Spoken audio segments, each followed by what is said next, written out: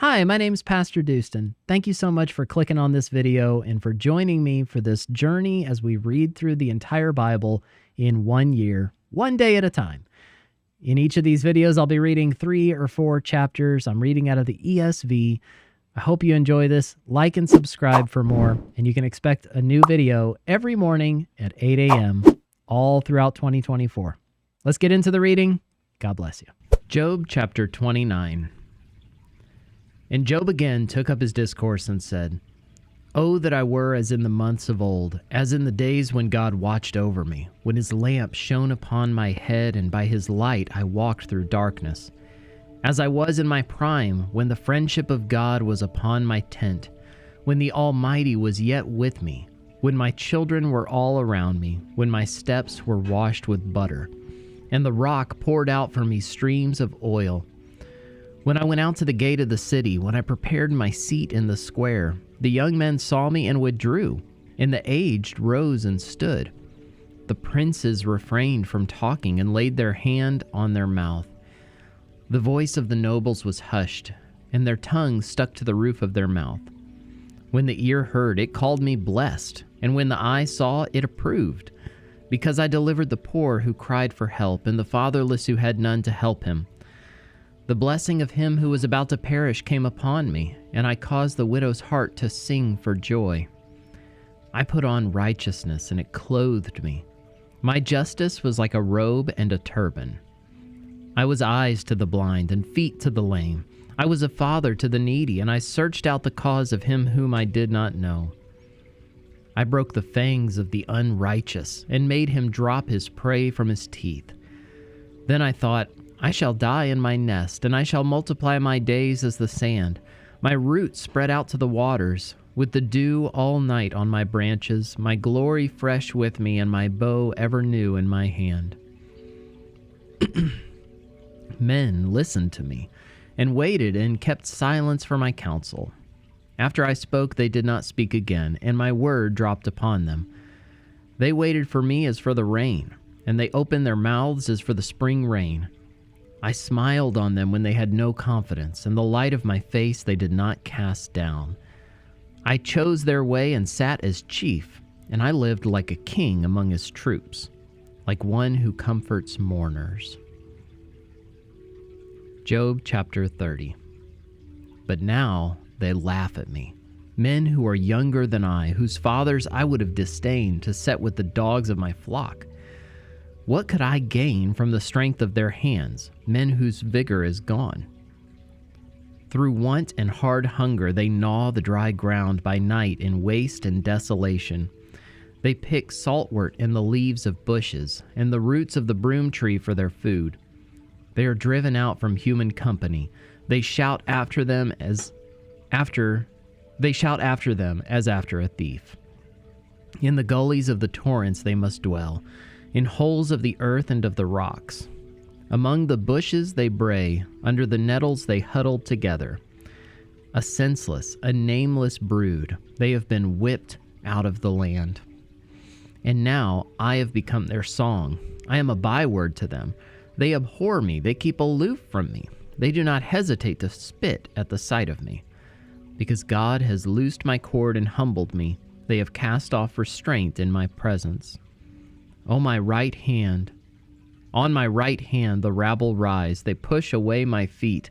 They cast up against me their ways of destruction. They break up my path. They promote my calamity. They need no one to help them. As through a wide breach they come. Amid the crash they roll on. Terrors are turned upon me. My honor is pursued as by the wind, and my prosperity has passed away like a cloud. And now my soul is poured out within me. Days of affliction have taken hold of me. The night racks my bones, and the pain that gnaws me takes no rest. With great force my garment is disfigured. It binds me about like the collar of my tunic. God has cast me into the mire, and I have become like dust and ashes. I cry to you for help, and you do not answer me. I stand, and you only look at me. You have turned cruel to me. With the might of your hand you persecute me. You lift me up on the wind, you make me ride on it, and you toss me about in the roar of the storm. For I know that you will that you will bring me to death, and to the house appointed for all living. Yet does not one in a heap of ruins stretch out his hand, and in his disaster cry for help? Did not I weep for him whose day was hard? Was not my soul grieved for the needy? But when I hoped for good, evil came. And when I waited for light, darkness came. My inward parts are in turmoil and never still. Days of affliction come to meet me. I go about darkened, but not by the sun. I stand up in the assembly and cry for help.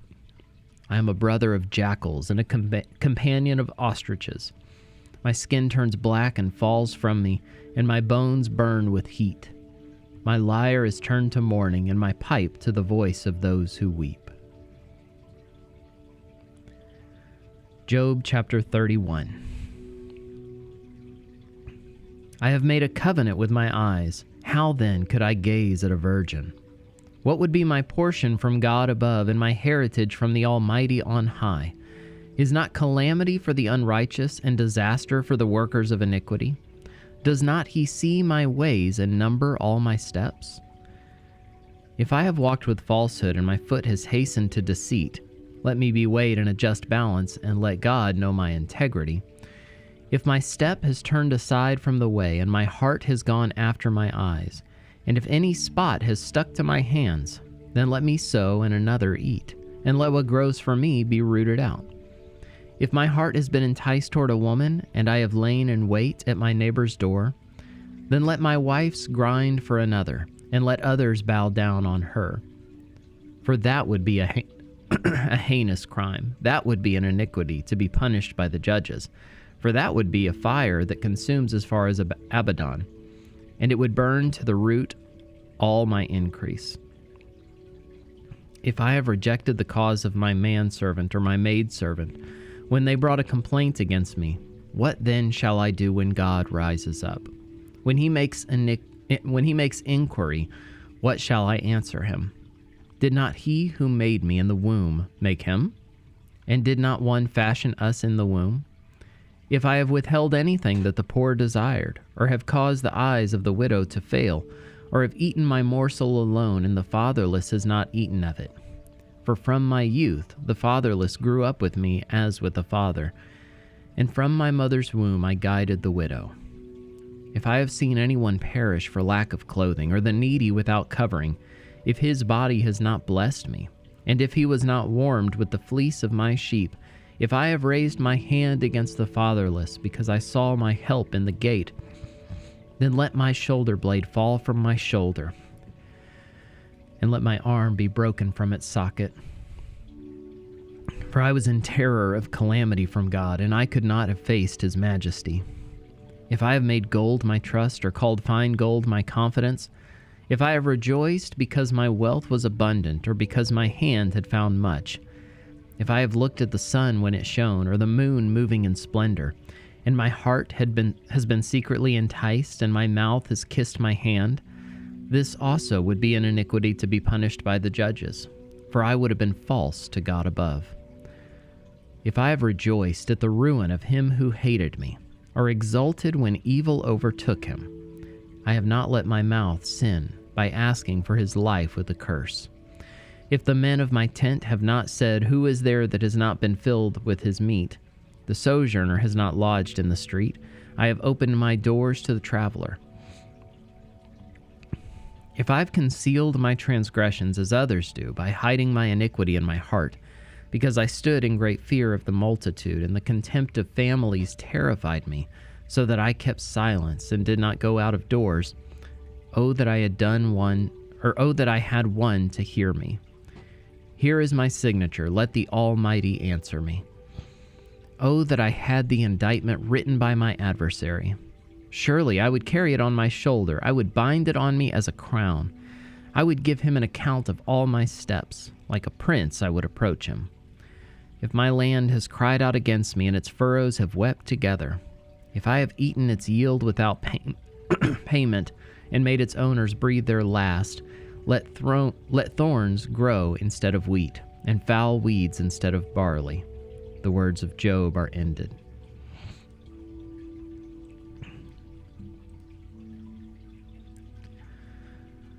Job chapter 32. So these three men ceased to answer Job, because he was righteous in his own eyes. Then Elihu the son of Barachel the Buzite of the family of Ram burned with anger. He burned with anger at Job because he justified himself rather than God. He burned with anger also at Job's three friends because they had they had found no answer, although they had declared Job to be in the wrong. Now Elihu had waited to speak to Job because they were older than he. And when Elihu saw that there was no answer in the mouth of these three men, he burned with anger. And Elihu the son of Barachel the Buzite answered and said, I am young in years, and you are aged. Therefore I was timid and afraid to declare my opinion to you.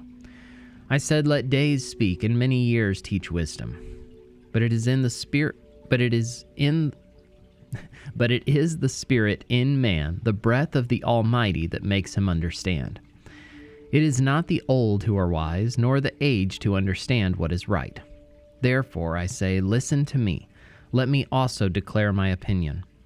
Behold, I waited for your words. I listened for your wise sayings while you searched out what to say. I gave you my attention, and behold, there was none among you who refuted Job or who answered his words. Beware lest you say, we have found wisdom. God may vanquish him, not a man. He has not directed his words against me, and I will not answer him with your speeches. They are dismayed. They answer no more. They have not a word to say. And shall I wait because they do not speak, because they stand there and answer no more? I also will answer with my share. I also will declare my opinion. For I am full of words. The spirit within me constrains me. Behold, my belly is like wine that has no vent, like new wineskins ready to burst. I must speak that I may find relief. I must open my lips and answer. I will not show partiality to any man or use flattery toward any person, for I do not know how to flatter, else my Maker would soon take me away.